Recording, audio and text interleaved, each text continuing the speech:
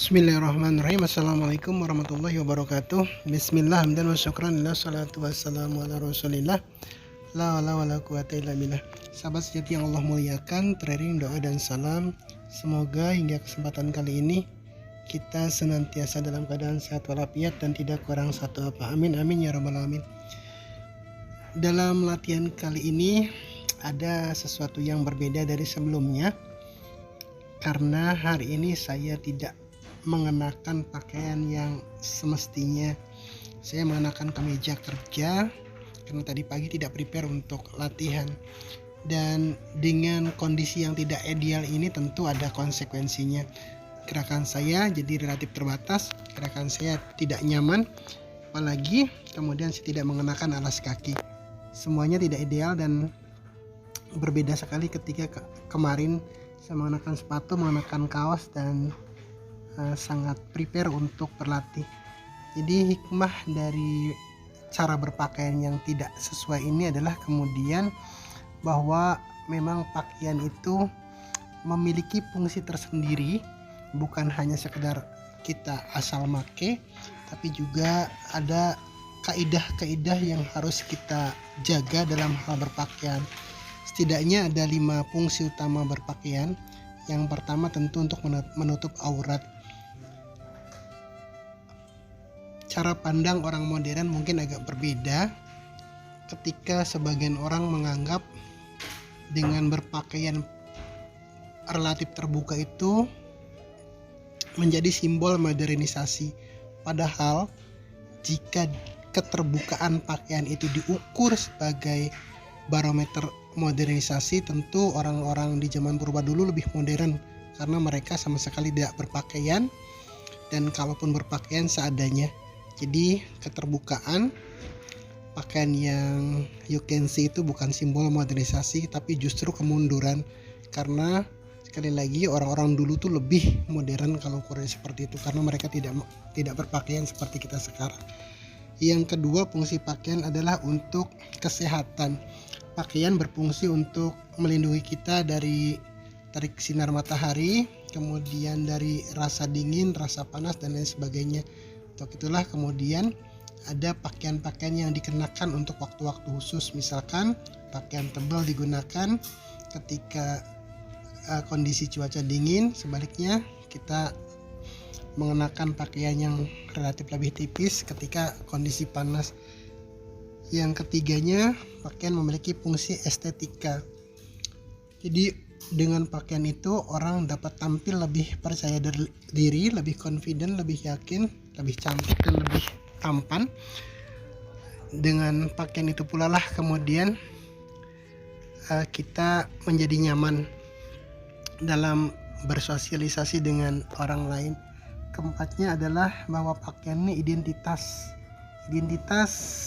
seseorang bisa terlihat dari atribut atau pakaiannya. Untuk daerah atau negara-negara tertentu tentu punya pakaian khas, pakaian yang hanya ada di daerah tersebut atau negara tersebut. Seperti di kita, misalkan kita punya batik, di yang lain juga punya jas dan lain sebagainya. Dan yang terakhir, pakaian itu memiliki fungsi yang berbeda-beda di setiap tempat. Nah, ini yang sekarang lagi agak rame, karena ada orang yang pakainya mengenakan jilbaban, pakaiannya pakai gamis, tapi kemudian joget-joget di masjid. Itu yang tidak proper. Jadi fungsi pakaian itu tidak sesuai dengan apa yang seharusnya. Kalau mau joget-joget, ya kenakan pakaian yang semestinya, dan tempatnya pun bukan di masjid. Masjid itu tempat ibadah. Dan dengan itu pula lah kemudian agama mengajarkan kenakan pakaianmu yang terbaik ketika engkau akan ke masjid. Jadi dari sini saya belajar bahwa ketika kita mengenakan pakaian yang tidak sesuai dengan fungsinya, maka kita tentu akan merasa tidak nyaman. Seperti juga ketika kita sholat. Ketika kita sholat itu akan berbeda atmosfernya, suasananya, psikologis kitanya ketika sholat kita pakai training, pakai kaos oblong, kemudian ada gambar artisnya, ada gambar bintang idolanya, itu akan sangat berbeda ketika kita sholat ke masjid dengan pakai gamis, pakai baju yang bersih, pakai kopiah, pakai sarung dan lain sebagainya. Itu berbeda secara psikologis. Nah, sekarang ini kadang-kadang justru terbalik. Kita mau ke undangan itu milih pakaiannya tidak cukup 10-20 menit, sampai berkali-kali ganti. Kadang pakai ini merasa tidak cukup, kadang pakai ini tidak pantas, kadang pakai pakaian ini tidak sesuai. Tapi ketika kita mau ke masjid, kita sedapatnya aja. Kadang-kadang kita justru mengedepankan identitas kita, identitas parsial kita. Misalkan ada yang pakai jaket atau kaosnya tuh tulisannya gede banget, dari majelis A, dari majelis B, dari ini. Padahal itu tidak seharusnya dikenakan, karena malaikat pun tidak akan nanya kita dari majelis mana. Dan itu bukan menjadi catatan bahwa kalau kita ada di majelis itu kemudian kita jadi orang baik, tidak. Jadi ya kenakan saja.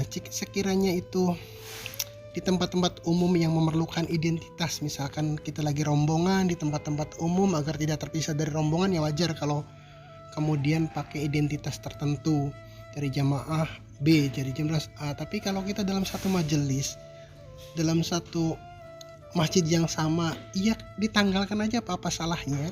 Toh kita juga tahu, mereka pun tahu kita dari mana, dan tidak akan ada yang nanya itu kita majelis apa, tidak. Jadi sekali lagi, selain dari keempat fungsi tadi, keempat manfaat pakaian, yaitu untuk kesehatan, untuk menutup aurat, untuk estetika dan identitas, secara fungsi juga kita harus proper dalam mengenakan pakaian. Kalau dalam olahraga saja kita tidak nyaman ketika menggunakan pakaian yang tidak sesuai, mestinya kita merasa lebih tidak nyaman lagi kalau kemudian ketika kita beribadah pakaian kita tidak proper, pakaian kita tidak sesuai. Jadi itu yang sore ini saya dapat. Kalau berolahraga ya kenakan pakaian olahraga, kalau kerja ya pakai pakaian kerja yang seharusnya, terlebih kalau ibadah kenakan pakaian yang seharusnya memang kita kenakan untuk ibadah, jangan dibalik-balik. Kalau mau keluar kita dandanya seperti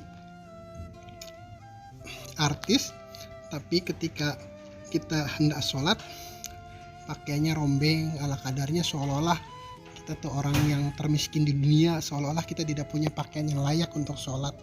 Itu banyak terjadi, itu banyak sekali terjadi, entah alasannya kenapa, tapi itulah realitasnya.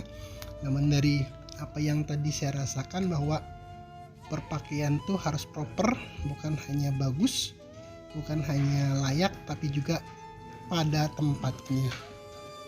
Itu akhirul kalam. Billahi taufiq wal hidayah. Assalamualaikum warahmatullahi wabarakatuh.